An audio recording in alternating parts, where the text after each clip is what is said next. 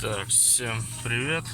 Хочу вам поделиться одной такой зимней проблемой Kia Rio 2017 года выпуска. Вот, слушаем, выключаем печку. Стук где-то в двигателе, кажется, стучит. Не переживайте, это зимняя, еще раз говорю, проблема.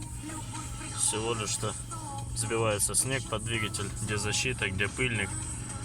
Я за свой период эксплуатации за одну зиму только раза два минимум снимаю защиту, пыльник и очищаю от снега, от льда, там набивается только так. Особенно если где-нибудь сугроб маленький